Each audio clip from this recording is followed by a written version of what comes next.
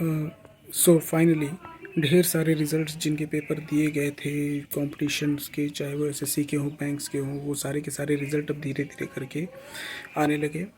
और जैसा कि हर बार होता है, ढेर सारी धांधलियाँ भी धीरे धीरे करके सामने आ गई। इसमें अहम बात ये है कि जो सोचने वाली बात ये है कि 2009-2010 के मुकाबले हमारा देश कहीं ज़्यादा आगे आ गया। पर फिर भी अगर देखा जाए तो पिछले 15 सालों में, पिछले 10 से 12 सालों में जितनी धांधलियाँ हुई हैं, ये अपने आप में एक वर्ल्ड रिकॉर्ड की तरह रहा। चाहे वो बिहार में हुए बीपीएससी के जो एग्ज़ाम्स हुए थे उनमें हो, या फिर जो हाल में ही एग्ज़ाम्स हुए थे यूपी पुलिस के, उसका जो फर्स्ट जो पेपर था वो कैंसिल हुआ था, दूसरी बार हुआ था। उससे पहले यूपी पुलिस में ही दरोगा की भर्ती आई थी, उसमें भी ऐसे ही इल्ज़ाम लगे थे।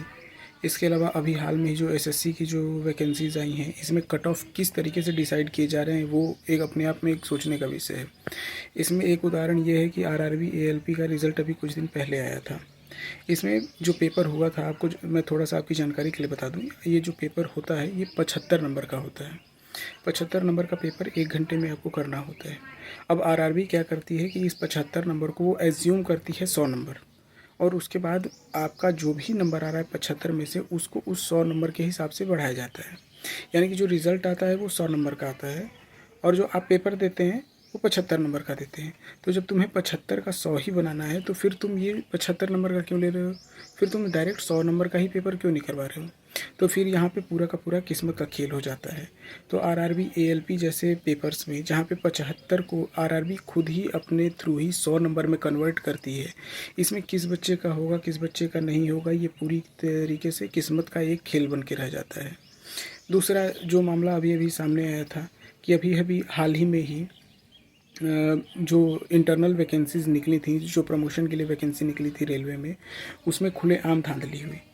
ये हर जगह अखबारों में क्लियरली है कि वाराणसी में जो प्रमोशन के लिए जो एग्ज़ाम्स हुए थे, उसमें 3 लाख से लेकर 9 से 10 लाख रुपए में पेपर लीक किए गए थे, जिसके लिए सीबीआई ने लगभग 30 लोगों को गिरफ्तार किया था। तो ये सारी चीज़ें पब्लिक डोमेन में है। ये इसका कोई भी मतलब ऐसा नहीं है कि जो छुपी हुई बातें हैं। कुछ प्रूफ के लिए मैं यहाँ पे डाटा भी अब स्क्रीन पे आप देख लेंगे।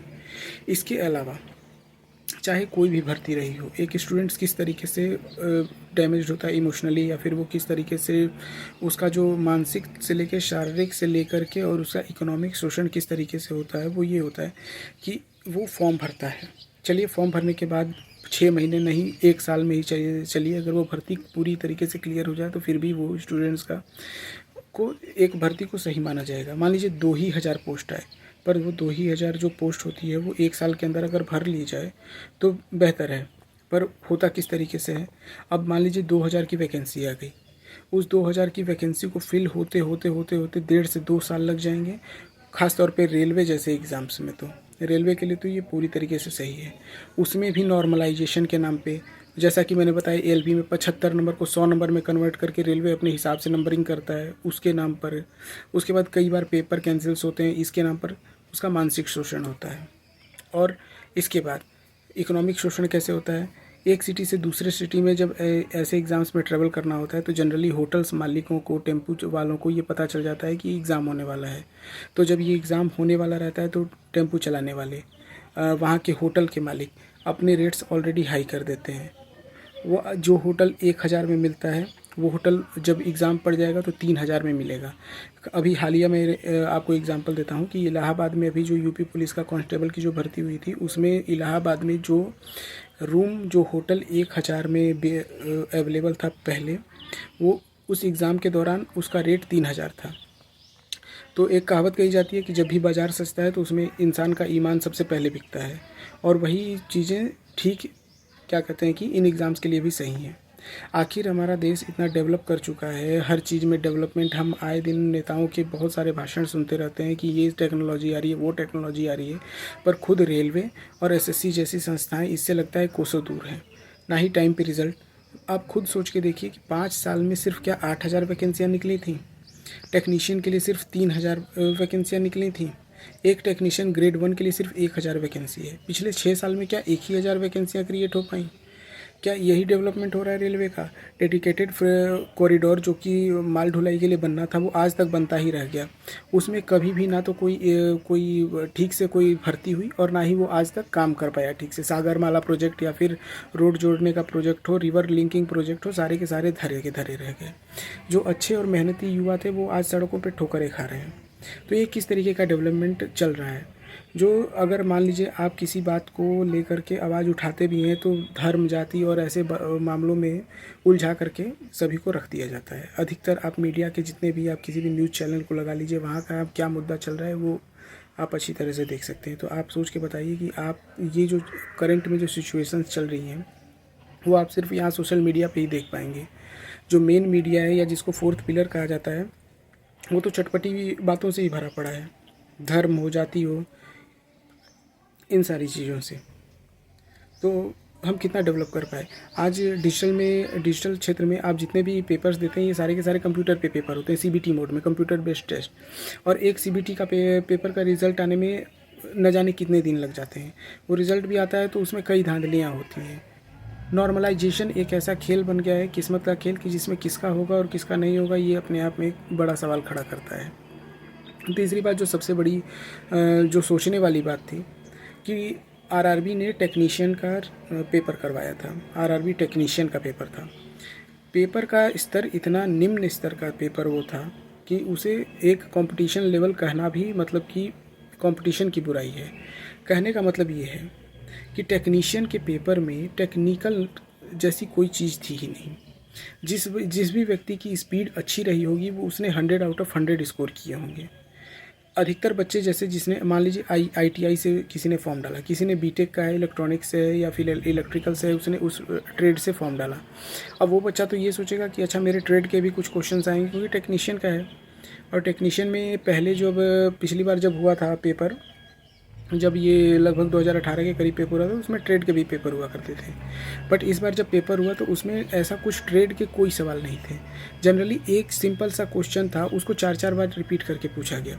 अब इस तरीके से जब रिपीटेड क्वेश्चन थे तो कुछ बच्चों के अच्छे खासे नंबर 90 नंबर चले गए, या फिर ये किस्मत का एक जुआ बन गया। उसके ऊपर से नॉर्मलाइजेशन, जिसके मान लीजिए 90 आ रहे हैं उसके नॉर्मलाइज होकर 95 चले गए, 99 चले गए, 15 नंबर तक नॉर्मलाइजेशन में दिए गए। तो इस तरीके से किसका उस पेपर में होगा, किसका पेपर में नहीं होगा, ये एक गूढ़ रहस्य बन गया है जिसको शायद आरआरबी ही या ऐसी संस्थाएं समझ सकती हैं। शर्म की बात यह है कि आज मतलब 2025 चल रहा है, जब टेक्नोलॉजी इतनी आगे निकल चुकी है, हर बात में हर चीज़ का जागरूकता अभियान चल रहा है कि कैसे आप मैसेज फ्रॉड से बचिए, ऑनलाइन फ्रॉड से बचिए, ये वो तमाम तरह की चीज़ें। और जो सरकार ये सारे विज्ञापन चलाती है उसकी अपनी एजेंसियाँ इसी में इस फ्रॉड से नहीं बच पाती। उसकी अपनी एजेंसियां, नेशनल टेस्टिंग एजेंसी ने, आपको याद होगा कि मेडिकल का एग्ज़ाम करवाया था, नीट का एग्ज़ाम, और वो पूरा पेपर लीक था। ये सारा का सारा पब्लिक डोमेन में है, ये कोई मैं ऐसे अनर्गल आरोप नहीं लगा रहा हूँ। यहाँ पे जो अभी इंटरनल प्रमोशंस का एग्ज़ाम हुआ था रेलवे का, वो पूरा पेपर लीक था। उत्तर प्रदेश पुलिस का जो 60,000 वैकेंसी आई थी उसका जो प्रिलिमिनरी एग्जामिनेशन, जो पहला एग्जामिनेशन हुआ था वो पूरा कैंसिल हुआ था। उसमें कितने बच्चों को कितना मतलब भारी दिक्कतों का सामना करना पड़ा ये शायद कोई सरकार नहीं जानेगी। इसके अलावा आरआरबी में जो नॉर्मलाइजेशन के थ्रू अच्छे बच्चे रह जाते हैं और जो जिसका नहीं भी होना चाहिए उसको 20-20 नंबर नॉर्मलाइजेशन में मिलके और उस बच्चे का फाइनल मेरिट में सिलेक्शन, ये कहीं का मतलब इंसाफ नहीं है। और ये चीज़ें कैसे दुरुस्त होंगी ये फ़िलहाल तो दिख भी नहीं रहा। मतलब हर बार आंदोलन चलता है। जनरली आप मेरा अगर ये यूट्यूब चैनल चेक करेंगे तो मैं ऐसे वीडियोस नहीं डालता हूँ, मैं जनरली ट्रैवल के या फिर कुछ भक्ति के ऐसे ही वीडियोस डालता हूँ। जो मेरा मोटिव डालने का वो ये है कि आसपास जब हम इस तरह की चीज़ें होते हुए देखते हैं तो हमको ये लगता है कि देश तरक्की सिर्फ इश्तिहारों में कर रहा है, इश्तिहारों में सिर्फ देश तरक्की किए जा रहा है। तो ये इश्तिहारों में तरक्की करता हुआ देश असलियत में इतना खोखला अंदर से हुआ जा रहा है कि जिसका कोई मतलब पैमाइश नहीं है, जिसको आप किसी पैमाने पे नाप ही नहीं सकते हैं। ये इश्तिहारों वाली तरक्की बहुत ज़्यादा दिन तक काम नहीं आएगी। और जो ये गुंडागिरी चल रही है कि आप अब किसी के खिलाफ़ कुछ बोल नहीं सकते हैं, आप कोई सच्ची बात बोल नहीं सकते हैं, सब कुछ तो सामने है। आप भी इसी दुनिया में रहते हैं, मैं भी इसी दुनिया में रहता हूँ, आपके घर में भी बच्चे हैं, मेरे भी, मैं अभी प्राइवेट जॉब करता हूँ, बट उन बच्चों का क्या जो कि सरकारी नौकरी के लिए ही तैयारी कर रहे हैं और जिनकी अच्छी खासी उम्र हो गई है। सो ये सारी चीज़ें सोचने वाली बात हैं, और अब सोच के भी क्या फ़ायदा होगा। आप जैसे और हम जैसे लोगों को आगे आके इसके लिए कुछ ना कुछ तो करना ज़रूरी है कि इसका एक निष्कर्ष निकले कि कैसे इन चीज़ों को रोका जा सकता है। फिर भी जो भी आगे आए, आप कमेंट सेक्शन में डालिएगा कि और क्या चीज़ें हो सकती हैं और इसका क्या निदान हो सकता है। Thank you.